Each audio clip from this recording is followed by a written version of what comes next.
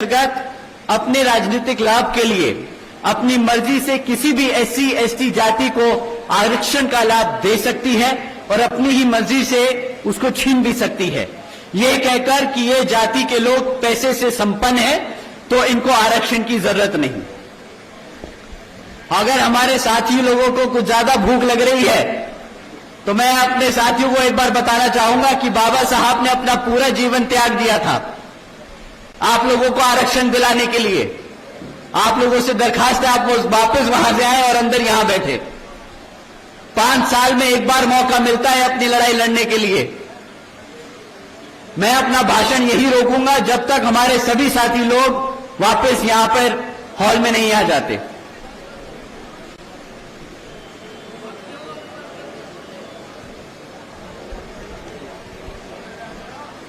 साथियों, ये बात मैं आपस में जब हमारे सदस्यों के साथ मैं बैठता हूं, छोटी मीटिंगें लेता हूं, तब मैं ये उनसे हर बारी कहता हूं। वो मुझे बहुत शिकायत करते हैं कि सर है कुछ समर्थक हैं जो पद लेने तो आ जाते हैं परंतु काम नहीं करते।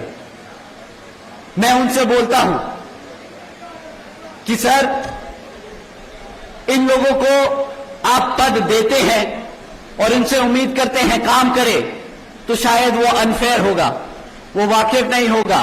आपको उनको पद देने के साथ साथ समझाना होगा कि ये जिस मूवमेंट में उन्होंने पद लिया है उस मूवमेंट के लिए कितना संघर्ष किया हमारे आदरणीय बहन जी ने, मान्यवर साहब ने, बाबा साहब डॉक्टर भीमराव अंबेडकर जी ने, और कितना मेहनत हमारा कार्यकर्ता करता है।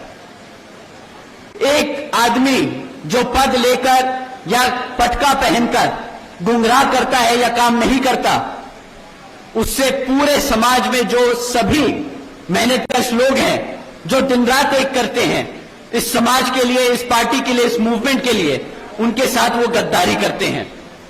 ऐसे गद्दारों के साथ हमें हाथ बटाने की जरूरत नहीं, हमें इनको आगे बढ़ाने की जरूरत नहीं। तो हम इनको आगे से इग्नोर करके चलेंगे। साथियों, मैं अपना भाषण दोबारा रिज्यूम करता हूं। मैं कह रहा था कि यहां पर राज्य सरकारों को यह ताकत दे दी इस जजमेंट ने कि वो अपनी मर्जी से किसी भी एससी एसटी जाति में से आरक्षण का लाभ देना चाहे वो दे सकती हैं। किसी भी एससी एसटी जाति से लाभ छीनना चाहती हैं आरक्षण का तो वो छीन भी सकती हैं। साथियों, आप सभी जानते हैं आरक्षण की मूल भावना प्रतिनिधित्व की है, समाज को आगे बढ़ाने की है, लेकिन इसको बार बार गरीबी हटाओ योजना बनाने की कोशिश की जाती है कि कह के कि कोई जाति ज्यादा पैसे से संपन्न हो गई तो उसको आरक्षण की जरूरत नहीं। साथियों, भाजपा और कांग्रेस ने ये सोची समझी साजिश के तहत जजमेंट पास कराकर देश से आरक्षण खत्म करने के लिए ये पहला कदम उठाया है। आदरणीय बहन जी ने इस फैसले पर सवाल उठाया है और पूछा है कि क्या जिन्हें आरक्षण का लाभ मिला है क्या उनकी सामाजिक स्थिति बहुत बेहतर हो गई है, क्या उनके साथ आज भेदभाव खत्म हो गया है।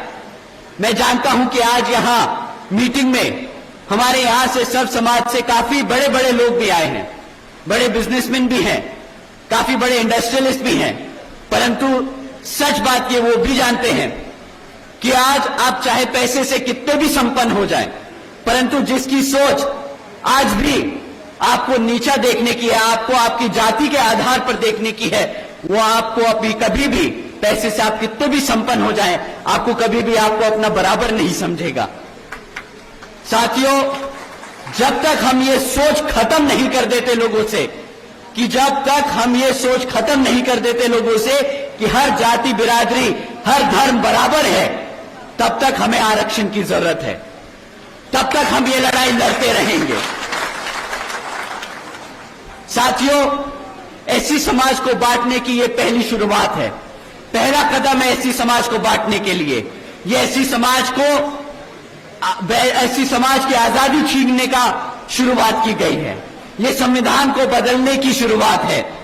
संविधान बचाने के नाम पर भाजपा और कांग्रेस मिलकर संविधान को बदलने का काम कर रहे हैं। आदरणीय बहन जी ने कहा है कि अगर यहां भाजपा के एनडीए और कांग्रेस की इंडिया अलायंस वाली पार्टियां जिसमें सपा आम आदमी पार्टी जैसी पार्टियां शामिल हैं, ये लोग अगर हमारे एससी एसटी समाज के आरक्षण के सच में हितैषी हैं, तो ये सब मिलकर पार्लियामेंट के जरिए रिजर्वेशन एक्ट को संविधान की 9वीं सूची में डालकर इसको हमेशा हमेशा के लिए सुरक्षित कर दें, ताकि रिजर्वेशन के साथ कोई भी छेड़खानी ना कर सके। साथियों, लेकिन ये बिल्कुल भी बहन जी की मांग है, और इतना ही नहीं बल्कि बहन जी ने ये भी मांग की है कि जिस तरीके से ये जजमेंट पास किया गया है, आगे ऐसे जजमेंट पास ना हो, तो बहन जी की ये भी मांग है कि जुडिशरी में भी रिजर्वेशन लागू होना चाहिए, ताकि भविष्य में भी इस तरह के जजमेंट जो हमारे रिजर्वेशन के साथ खिलवाड़ करे, वो कभी भी पास ना हो पाए। साथियों, कांग्रेस पार्टी की ओर से उनके राष्ट्रीय अध्यक्ष श्री खड़गे जी ने प्रेस कॉन्फ्रेंस कर ये कहा था कि आरक्षण तो पंडित नेहरू जी और गांधी जी की देन है। पहली बात, राहुल गांधी जी कहां थे वोट मांगने के लिए? तो वो खुद संविधान की किताब दिखाकर वोट मांगते फिरे पूरे देश भर, परंतु जब संविधान के खिलाफ ऐसे जजमेंट पास हो रहे हैं तो वो पूरे मीडिया से गायब हो गए। किसी भी मंच पर आकर उन्होंने अपना स्टैंड क्लियर नहीं किया, जबकि गांधी जी का कुछ ही समय में पोल खुल गया। वो विदेश में जाकर बोलते हैं कि जब हमारा अच्छा समय आएगा तो हम संविधान से आरक्षण बिल्कुल खत्म कर देंगे। साथियों, बताइए, जो लोग कांग्रेस वाले लोग किताब लेकर घूम रहे थे कि हम संविधान बचाएंगे, हमारे एससी एसटी समाज को गुमराह पूछते फिर रहे थे कि हम आपके हकों के लिए लड़ेंगे, पहला मौका मिलते ही, सरकार को बने 6 महीने नहीं हुए, पहला मौका मिलते ही इन्होंने ऐसा जजमेंट पास होने दिया जिससे हमारा एससी एसटी का रिजर्वेशन खतरे में आ गया। और अब जब रिजर्वेशन खतरे में आ गया तो इनके असली रंग रूप सामने आने लगे हैं। कहने लगे कि हम तो संविधान से आरक्षण ही खत्म कर देंगे। यहां पे कितने हमारे एससी एसटी समाज के साथी लोग मौजूद हैं हॉल में? हाथ उठाकर आप लोग बताइए, आप ही बताइए मुझे कि आप लोगों को बोला नहीं था इन्होंने कि आपके हकों के लिए, आपके आरक्षण के लिए लड़ेंगे? बताइए साथियों, हाँ या ना? वही आदमी आज विदेश में जाकर आपके खिलाफ बोल रहा है। बताइए, धोखा किया कि नहीं किया? अब आप ही बताइए, क्या आप ऐसे धोखेबाज को सत्ता में आने देंगे? आने देंगे? उसको प्रदेश में घुसने देंगे? अगली बारी वो कदम रखने की कोशिश करे आपके जिले में, खदेड़ के बाहर फेंक देना, बता देना विरोधी कौन है, गद्दार कौन है यहां पर।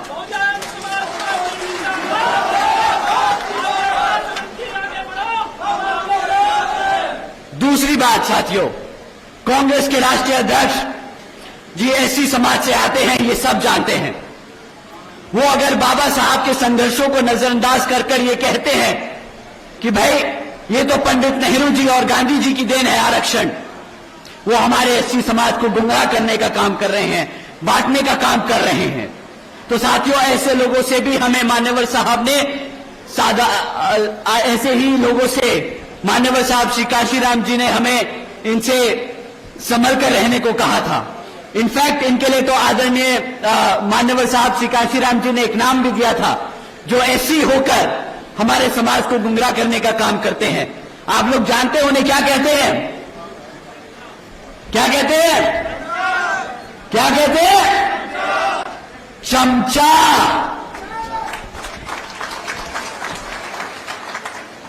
कांग्रेस के राष्ट्रीय अध्यक्ष एक एससी समाज से आकर अगर बाबा साहब के काम को, संघर्ष को नजरअंदाज करते हैं तो वो कांग्रेस के क्या हुए? साथियों, ऐसे लोगों के लिए आज मान्यवर साहब श्री काशीराम जी ने किताब भी लिखी थी, चमचा युग। आप लोगों से दरखास्त है कि वो किताब जरूर पढ़िएगा, ऐसे लोगों से सावधान रहिएगा। तीसरी बात, पंडित नेहरू जी और गांधी जी आरक्षण तो दूर की बात है, वो दलितों के इतने विरोधी थे कि जब संविधान कमेटी के सदस्य चुने जा रहे थे तो बाबा साहब जी जिस लोकसभा से संसद में जिस लोकसभा से संसद में जाने वाले थे, तो वो पंडित नेहरू और गांधी जी ने वो कॉन्स्टिट्यूएंसी को ही पाकिस्तान का हिस्सा बनाकर उन्हें पाकिस्तान की संविधान कमेटी में भेजने का काम करा था। साथियों, जिन लोगों से बाबा साहब नहीं बर्दाश्त हुए, आप लोगों को लगता है कि बाबा साहब का दिया हुआ आरक्षण उन्हें बर्दाश्त होगा? आप लोगों को लगता है कि वो लोग आपके आरक्षण को बर्दाश्त कर पाएंगे? साथियों, ये बात आप अपने जहन में बांध लीजिए।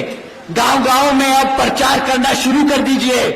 राहुल गांधी जी, हुड्डा जी, कांग्रेस बाबा साहब विरोधी थे, हैं और रहेंगे।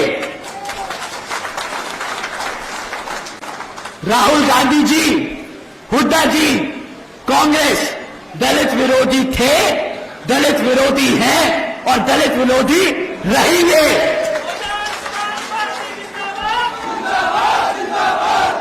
साथियों, राहुल गांधी जी, हुड्डा जी, कांग्रेस आरक्षण विरोधी थे, आरक्षण विरोधी हैं और आरक्षण विरोधी रहेंगे। राहुल गांधी जी जैसे नेता जो आरक्षण खत्म करना चाहते हैं, आप सब जानते हैं, आप सब जान लीजिए, संविधान हमारी पहचान और आरक्षण हमारी आजादी छीनने नहीं देंगे आपको, छीनने नहीं देंगे आपको।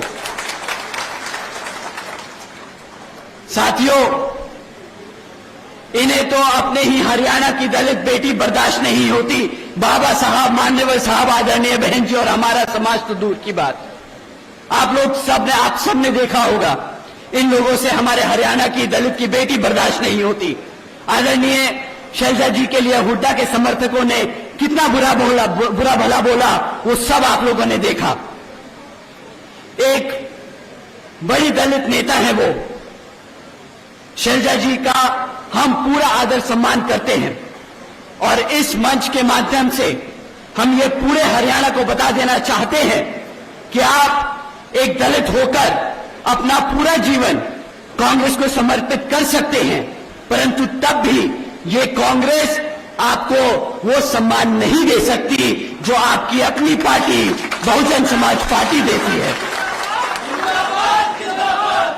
साथियों, मैं ये दोबारा दोहराऊंगा, राहुल गांधी जी, हुड्डा जी, कांग्रेस दलित विरोधी थे, दलित विरोधी हैं और दलित विरोधी ही रहेंगे। साथियों, अब मैं आप सबका ध्यान यहां विधानसभा चुनाव में होने वाले कुछ मुद्दों पर लेके आना चाहूंगा।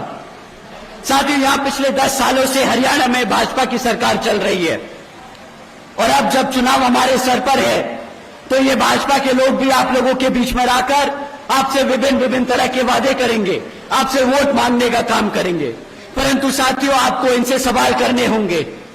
कभी भी जाति और धर्म के आधार पर मत सवाल करिएगा जो सत्ता में बैठा है। इनसे आपको मैं दरखास्त करूंगा कि आप सवाल करें उनसे, आप इनसे सवाल करें शिक्षा पे, रोजगार पे और यहां पर आसमान छूटी हुई महंगाई पे। साथियों, यहां आज इतनी बड़ी संख्या में हमारी माताएं बहनें बैठी हैं, हमारे बड़े बुजुर्ग बैठे हैं।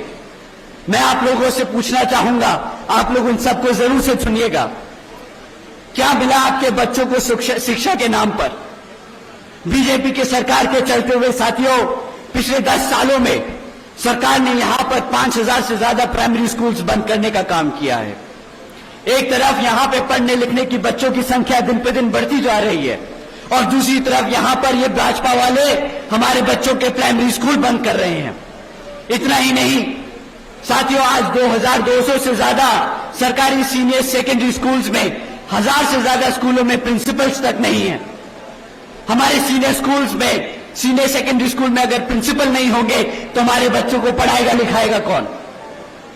इतना ही नहीं, बल्कि 2017 से हमारे एससी एसटी ओबीसी समाज के छात्रों की जो स्कॉलरशिप का पैसा था जो सरकार से मिलता है, वो भी इन लोगों ने हमारे बच्चों को नहीं दिया। साथियों, जब आपके बच्चों के स्कूल बंद कर दिए जाएंगे, जब आपके बच्चों के स्कूलों में शिक्षकों को भर्ती नहीं किया जाएगा, उनके स्कॉलरशिप का पैसा रोका जाएगा, तो आप ही बताइए क्या आपके बच्चों के भविष्य से ये खिलवाड़ होगा कि नहीं? बताइए आपके बच्चों का भविष्य खतरे में डाला कि नहीं? यहां मेरे सभी युवा साथी हैं, आप बताइए कि आपकी पढ़ाई से खिलवाड़ किया कि नहीं? अरे अगर पढ़ाई से खिलवाड़ किया तो जरा बताओ चंडीगढ़ को कि खिलवाड़ किया, और दोबारा नहीं दोहराने देंगे। यहां पर दर्शन लाल खेड़ा को जिताकर विधानसभा में भेजने का काम करेंगे। वो यहां पे आपके बच्चों की शिक्षा के लिए काम करेंगे। साथियों, पिछले 10 सालों में यहां पर मिला है तो सिर्फ क्या, आपके बच्चों को पढ़ाई के नाम पर यहां पे पेपर लीकों की खबरें सुनने को मिली, बस और कुछ नहीं मिला है। साथियों, कोई भी ऐसा सरकारी डिपार्टमेंट नहीं बचा जिसकी भर्ती के परीक्षा के पेपर इन्होंने ना लीक किए हो। इन्हें बहाना मिल जाता है हमारे बच्चों को सरकारी नौकरी ना देने का। कोई बच्चा इतनी मेहनत करता है, पढ़ाई लिखाई करता है, इतना पैसा खर्चता है, लोन लेकर पढ़ाई करता है ताकि एक सरकारी नौकरी लग जाए, परीक्षा देता है और बाद में क्या पता चलता है कि मेरा पेपर लीक हो गया, उनको बहाना मिल गया सरकारी नौकरियां रद्द करने का। कहां जाएगा हमारे समाज का बच्चा जब वो नौकरी नहीं ले सकता? आप ही बताइए। उसको उसका भविष्य छीनने का काम कर रही है ये भाजपा की सरकार के नहीं। साथियों, हकीकत तो ये है कि ये भाजपा और ये कांग्रेस दोनों ही जिम्मेदार हैं हमारे बच्चों के शिक्षा, हमारे बच्चों के भविष्य से खिलवाड़ करने के लिए। एक सत्ता में रहकर हमारे बच्चों के साथ बच्चों के भविष्य से खिलवाड़ कर रहा है तो दूसरा विपक्ष में बैठकर उसको घेरता नहीं इस मुद्दों पर। आप ही बताइए, क्या ऐसी पार्टी को दोबारा दोहराने देंगे आप? क्या ऐसी पार्टी को दोबारा सत्ता में आने देंगे आप? क्या ऐसी पार्टी को अपने विधानसभा में घुसने देंगे आप? साथियों, शिक्षा अगर अपनी सुरक्षित करनी है तो इन्हें लो बसपा के गठबंधन को जिताना है, यहां पर अपने दर्शन लाल खेड़ा जी को जिताना है। साथियों, एक तरफ इन्होंने हमारे बच्चों के स्कूल बंद किए, प्राइमरी स्कूल्स में भर्ती नहीं करी, हमारे स्कॉलरशिप का पैसा रोका, और दूसरी तरफ आदरणीय बहन कुमारी मायावती जी की योजनाएं हैं। आप जानते होंगे, अगर आप नहीं जानते तो आप जाके अपने सभी बच्चों, अपने सभी साथियों को जरूर बताइएगा। बहन जी के अपने शासनकाल के दौरान बहन जी ने 12वीं तक की शिक्षा फ्री कराने के लिए अपने बच्चों को 600 करोड़ से ज्यादा की लागत उन पे खर्चने का काम किया था। 7 लाख बच्चों को 12वीं तक की शिक्षा आदरणीय बहन जी ने फ्री में देने का काम किया पूरे प्रदेश में। यही नहीं, आदरणीय बहन जी ने 6 इंजीनियरिंग कॉलेजेस बनाए, 2 होम्योपैथिक कॉलेजेस बनाए, 24 पॉलिटेक्निक कॉलेजेस बनाए, 2 पैरामेडिकल कॉलेजेस बनाए, 6 यूनिवर्सिटीज बनाई, 200 से अधिक इंटर डिग्री कॉलेजेस बनाए, 100 से अधिक ITIs, 550 से ज्यादा हाई स्कूल और 5,500 से ज्यादा प्राइमरी स्कूल्स बनाने का काम किया। मेरे को आपको इनकी गिनती गिनवाते गिनवाते गला सूख गया। साथियों, इतना ही नहीं, हमारे सभी पिछड़े समाज से आने वाले बच्चों के लिए देश में पहली बार आदरणीय बहन जी ने इन सभी सरकारी कॉलेजेस और यूनिवर्सिटीज के हॉस्टल्स में और इनके सभी सीटों पे 27% आरक्षण की व्यवस्था तय की थी ताकि हमारे समाज के, पिछड़े समाज के बच्चों को पढ़ने लिखने का पूरा पूरा मौका मिल सके। साथियों, यही नीतियां हैं जिसके आधार पर चलकर यहां पर बसपा इनेलो की सरकार आपके बच्चों के लिए यहां पर स्कूल्स, यूनिवर्सिटीज, कॉलेजेस, स्कॉलरशिप्स और आपके बच्चों के लिए एक उज्जवल भविष्य देने का काम करेगी, जिसके लिए आपको अब अपनी कमर कस लेनी है और गांव-गांव और गली-गली में घूमकर अपने यहां प्रत्याशी श्री दर्शन लाल खेड़ा जी का प्रचार कर कर उन्हें विधानसभा जिताने का काम कर रहे हैं। अब मैं आप लोगों से, अपने युवा साथियों से रोजगार के नाम पर आपसे मैं बात करना चाहूंगा। आपको सवाल उठाना है कि रोजगार के नाम पर हमारे युवा साथियों को क्या मिला। हमारी माताएं बैठी हैं, हमारी बहनें हैं, हमारे बड़े बुजुर्ग हैं। आपके सबके घर में कम से कम एक युवा होगा जो बेरोजगार घूम रहा है, बेचारा पढ़ाई लिखाई करता है। आपने अपनी मेहनत से इतना कमा दमा के लोन लेना के उस बच्चे को पढ़ाया, किस लिए? कि वो रोज किसी दिन नौकरी करेगा तो हमारा भी समाज में सर गर्व से फख्र से ऊपर होगा कि मेरा बच्चा भी खुद कमाता है, अपने घर में मेरी माता, मेरी बहन के लिए मैं अपने पिताजी का नाम रोशन करता है। परंतु हकीकत यह है कि पिछले 10 सालों में साथियों 40% युवा आज बेरोजगार घूम रहा है। पिछले 10 साल में यहां पर 2 लाख से ज्यादा सरकारी पद खाली छोड़ दिए गए। आप जानते हैं क्यों यहां पर सरकार अगर चाह के भी 2 लाख सरकारी खाली पद हैं तो वो नहीं भरती। हमारे 40% युवा बेरोजगार घूम रहे हैं, उन्हें 2 लाख नौकरियां देना चुटकी का काम है, चुटकी का काम है, परंतु वो नौकरी नहीं देती, क्योंकि अगर इन्होंने 2 लाख पद भर दिए तो इन्हें उन 2 लाख पदों पे सरकारी पदों पे आरक्षण भी देना पड़ेगा। हमारा पिछड़े समाज से साथियों को रोजगार देना पड़ेगा, हमारे मुसलमान समाज को उन्हें रोजगार देना पड़ेगा, हमारे विभिन्न माइनॉरिटीज ग्रुप को उनको भी रोजगार देना पड़ेगा, परंतु ये लोग वो 2 लाख पद नहीं भरेंगे। साथियों, इतना ही नहीं, हमारे यहां पे क्लरिकल वर्कर्स वो अपनी बेसिक पे 35,000 रुपए करने की मांग कर रहे हैं पिछले 10 सालों से। आज तक उनकी मांग को सुना तो दूर, उन्हें तो बिल्कुल एंटरटेन ही नहीं करते, ऊपर से धमकाते हैं कि अगर तुमने यहां पे आंदोलन किया तो तुम्हें बर्खास्त कर दिया जाएगा सरकारी नौकरियों से।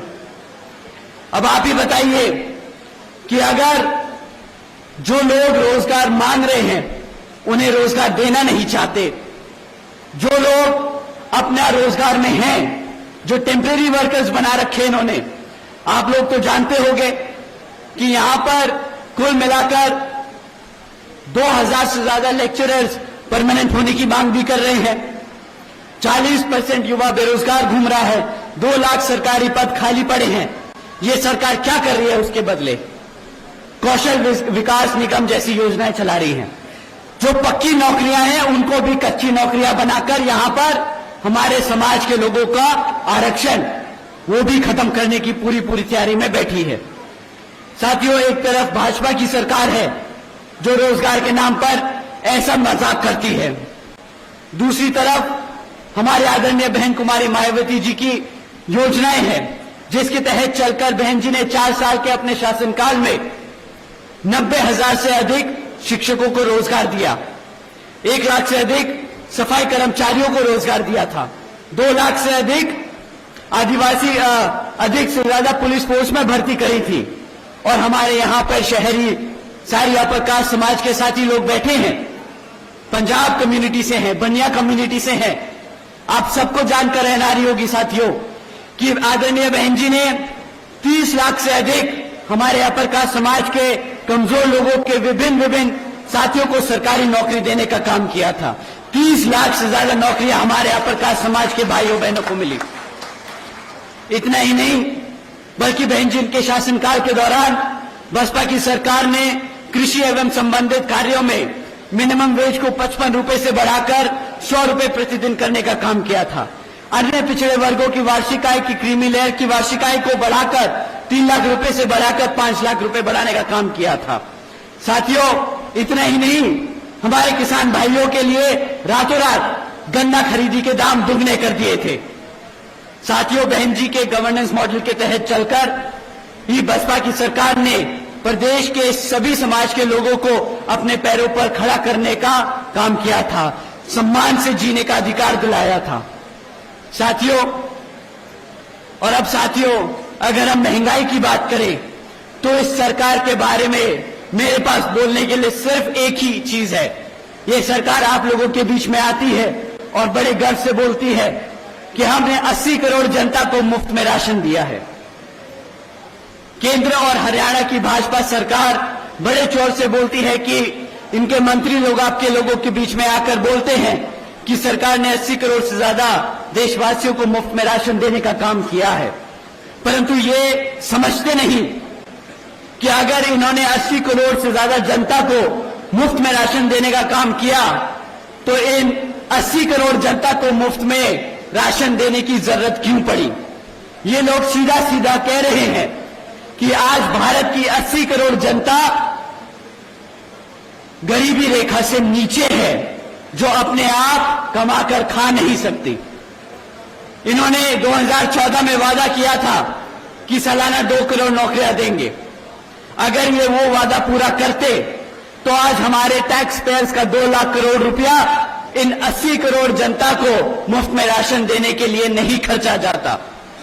इस 2 लाख करोड़ रुपए जो आपका टैक्स का पैसा है, वो सरकार यहां पर नई नौकरियां पैदा करने के लिए वो लगा पाती। तो ये लोग जो बड़े गर्व से बोलते हैं कि हमने मुफ्त में राशन दिया, हमारे गरीब लोगों के, हमारे लोगों से रोजगार छीनने का काम किया है। 80 करोड़ जनता को गरीबी में ढकेलने का काम किया है। हमारे मेहनत कर टैक्स के पेयर्स का पैसा इन्होंने मिसयूज किया है। साथियों, ऐसे लोगों को आप क्या सत्ता में दोबारा लाना चाहेंगे? आप लोग ऐसे लोगों को सत्ता में लाना चाहेंगे? तो साथियों, समय आ गया है यहां पर अपनी बसपा और इनेलो की सरकार को बनाने का। एक तरफ भाजपा और कांग्रेस आप लोगों को गुलाम बनाना चाहती है, बेरोजगार रखना चाहती है, अनपढ़ रखना चाहती है। दूसरी तरफ बसपा इनेलो का गठबंधन सी सरकार आपको अपने पैरों पर पढ़ा लिखा खड़ा कर, रोजगार देकर एक काबिल व्यक्ति बनाकर इस समाज का एक बहुत महत्वपूर्ण हिस्सा बनाना चाहती है। साथियों, इन्हीं कुछ जरूरी बातों के साथ ही आप सभी लोगों से मेरे व खासकर आदरणीय बहन कुमारी मायावती जी की भी ये विशेष अपील है कि इस विधानसभा चुनाव में आप सभी हर मोर्चे पे सावधान रहे। आप लोगों का वोट बहुत कीमती है। आपका वोट कोई खरीद ना पाए, आपका वोट कोई लूट ना पाए, आपका वोट कोई पढ़ने से रह ना जाए। जाति, बिरादरी, धर्म, बल, मंदिर, मस्जिद या किसी भी भावना आदि के नाम पर कोई स्वार्थी आपको अपने जाल में फंसाकर आपके वोट का दुरुपयोग न कर ले, क्योंकि देश के हर महिला, पुरुष व युवा को वोट डालने का अधिकार यह महत्वपूर्ण बाबा साहब डॉक्टर भीमराव अंबेडकर जी की महत्वपूर्ण देन है।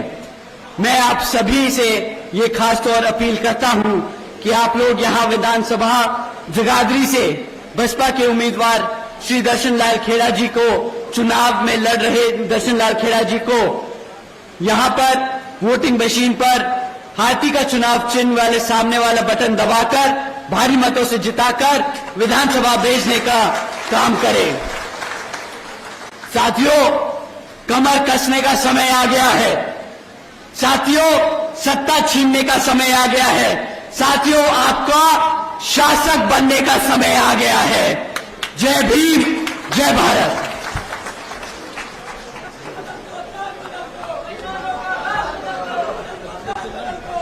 हमारे बीच भी इंडियन नेशनल लोकदल पार्टी के पूर्व विधायक दिलबाग सिंह जी भी पहुंचे हैं। उनका भी यहां पहुंचने पर बहुत बहुत आभार व्यक्त किया जाता है। धन्यवाद।